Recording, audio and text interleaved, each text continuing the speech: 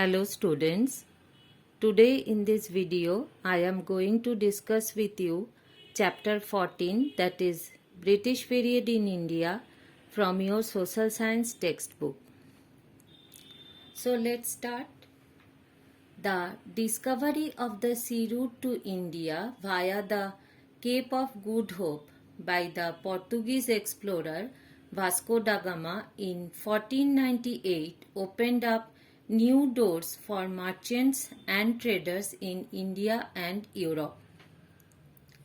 Trade between India and European countries like the Netherlands, France, and Great Britain flourished, and each country established their trading companies in India.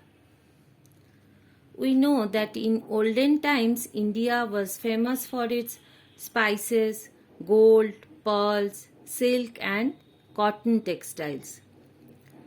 The Arabs purchased all these items from India and sold them to the Western countries at a very high price. So the Western countries decided to start direct trading with India. There was competition in the Western countries to find a sea route to India so that they could start direct trading with India. And Vasco da Gama, who was a Portuguese explorer, discovered the sea route to India in 1498. This sea route was via Cape of Good Hope. And this sea route opened up new doors for merchants and traders in India and Europe. Portuguese traders started trading with India.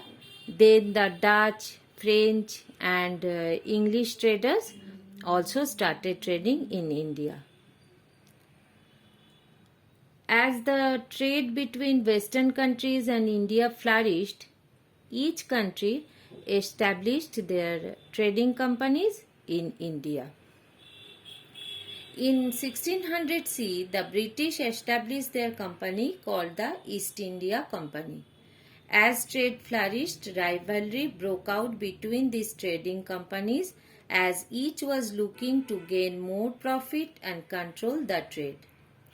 The British emerged victorious and went on to control most of the trade in India and finally established a colonial empire in the Indian subcontinent. We have already learned that as the trade between Western countries and India flourished, each country established their trading companies in India. In 1600 CE, British started their company which is called East India Company. To gain more profit and to have biggest share in Indian trade, all these countries began to fight with one another because competition started among them. The British defeated the others and became the most powerful and controlled most of the trade in India. And finally, they established colonial empire in this Indian subcontinent. Now we will learn how the British established colonial empire in this subcontinent.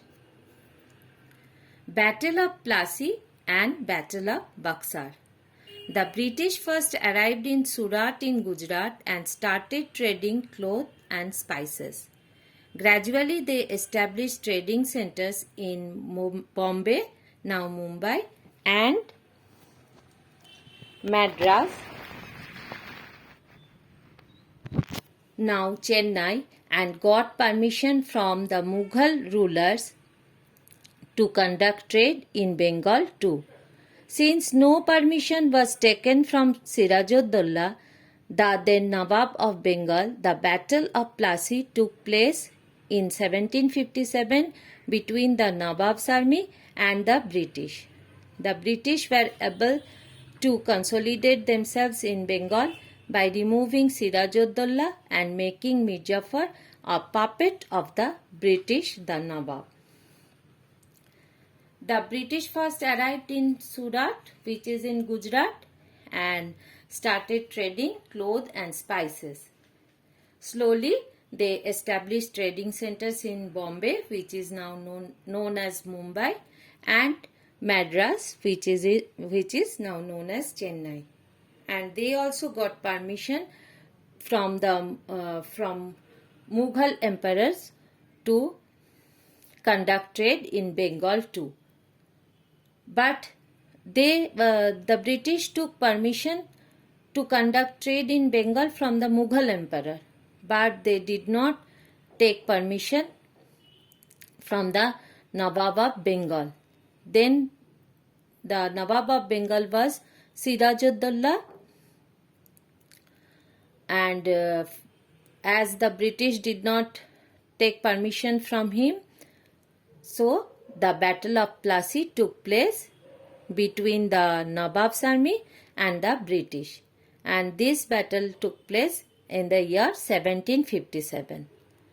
The British defeated the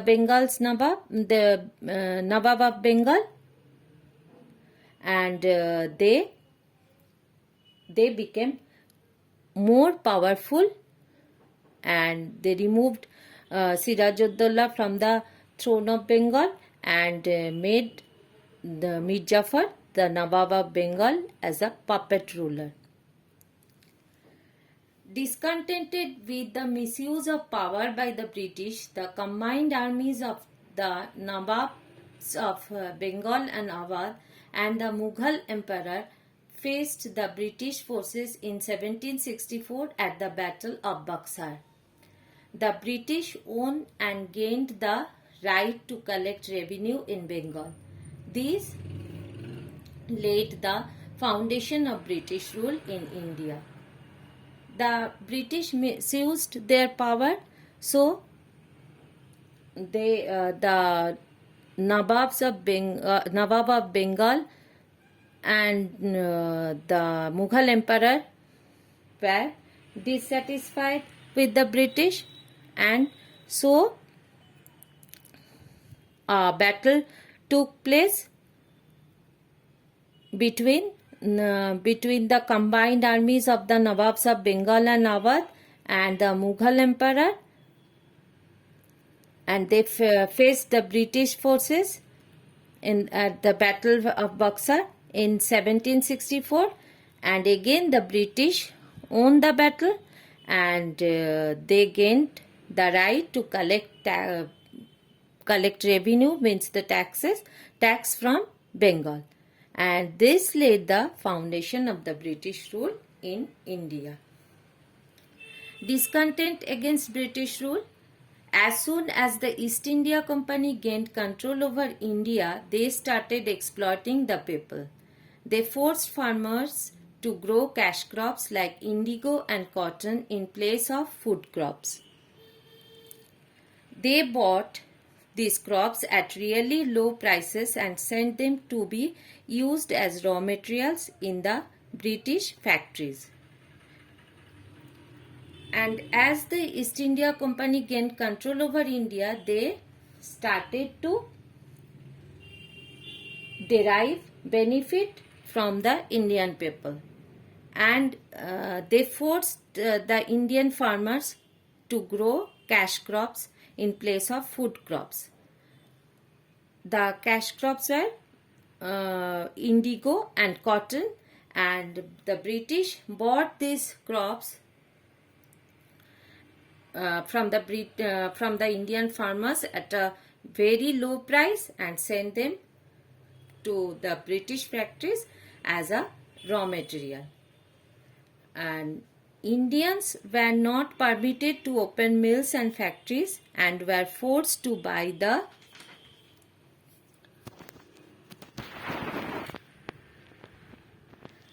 British made goods. As a result, Indian weavers and craftsmen were unable to sell their handicrafts. The British made huge profits while Indian farmers made little or no profit at all. As the British gained control over India, they began to tax the people heavily and enacted laws to wield greater control. These discontent began to grow among the people of India. Now, Indian people were not allowed to open mills and factories, and Indian people were forced to buy British made goods. For this, the Indian craftsmen and traders were unable to sell their products, and Indian farmers made very little or no profit, whereas the British made huge profit. And as the British became more powerful, they forced the Indian people to pay heavy taxes and made laws to establish greater control over India. Thus, dissatisfaction began to grow among the people of India. So, this is the lesson for today, student. In the next video, I will continue this chapter. Till then, keep learning. Bye, students.